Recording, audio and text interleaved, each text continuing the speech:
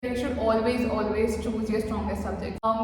Make your brain believe that you have done nothing at all and start from scratch. Is GT really necessary?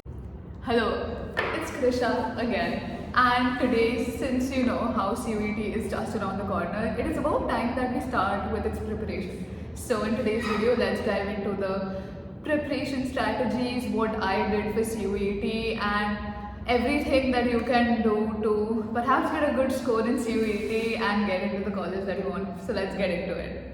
So, as I mentioned in my previous video, my CUET score was 758 out of 800. The subjects that I had in CUET were English, Political Science, Sociology, Psychology, GT and Fine Arts. So I had 6 subjects in total. Now, the most common question that I heard, or this is a question that even I had while giving CUET, is GT really necessary? So first things first, GT, just general test, it opens a lot of options for you in terms of which universities you can choose, because some universities take GT into consideration for your total score and some universities don't. Delhi University does not take general test into consideration, it just takes into consideration your best 3. So one thing that you should keep in mind while you're selecting your subjects for CUET is that you should always choose your strongest subjects. So as I said, I had political science, sociology and psychology. In 12th standard, I had geography as well. But I wasn't very confident about how I would do in geography in CUET. So I did not opt for it. You can also do the same thing. Always choose your strongest subjects, because at the end of the day, it will be your best 3. That is also one of the reasons why I took fine arts, because having a 6th subject that boosts your score is also really important. Once again, let's divide this preparation strategy and this time period that you have into 3 parts. First is when you start from scratch, second is your revision period, and third is what you have to do during your examination. I know you have just given your boards, everything is fresh in your mind, and you might just be like, do I really need to read these chapters again? Do I really need to revisit this again?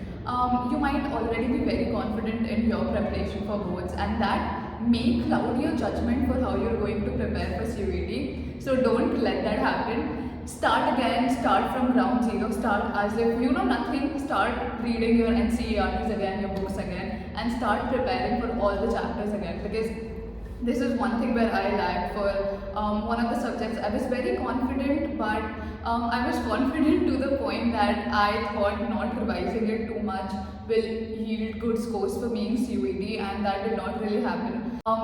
Make your brain believe that you have done nothing at all and start from scratch, so that you don't have to be underconfident as well, that oh, I don't know anything, so I have to you rush into learning everything. That does not work. Maintain the sense of confidence that yes, even though I know all of these things, if I don't revise it, I won't remember it. Alright, second thing, what you need to remember is always time yourself when you're doing anything, because during this preparation time, what sometimes happens is that you lose track of time. So you need to continuously time yourself, because you need to understand that this paper is under a time limit. Sure, what worked for me is I'm the kind of person who cannot sit for a long stretch of time. I need to sit for some time and take a break continuously, or I overexhaust myself. So I used to sit for, if I used to sit for like an hour, I used to take like a 15-minute break, like you know the Pomodoro technique, you should do that. But some people work well when they sit for long stretches of time, so you should understand what works for you. Is revision and revisiting everything that you studied during your learning from the zero part, right? So when you talk about your revision stages, what people do is you have to be very smart with your revision, as people say. Don't do hard work. I mean, you should work hard, but at the same time, smart work is very important. Don't be like you already read your chapters thrice or like 5 times or something, and then for revision you again just keep your book in front of you and then you're skimming through it. That is not what revision is. You should actively revise. For example, what I did is that you need to make a routine, right? So when you do attempt a lot of mock tests, what you understand is the question pattern, which will help you during your revision a lot, because that will help you focus on certain chapters more than others. What I saw a lot of people doing is that they used to, you should give every chapter equal amount of time, but at the same time, if you keep wasting your time doing the same chapters again and again without having a thorough understanding, of everything that can come. You would lose out on a lot of time until and unless you give the paper with a very relaxed feel. If you're very like that, oh, I don't know this answer, what to do, that is something that used to happen with me. Is sometimes I did not know the first question itself, and after that, if I don't know one question, I just start thinking, oh, I don't know the first question, how many marks will I lose? So you should not go into your examination with that kind of mindset. Don't do that. It really makes you lose a lot of confidence.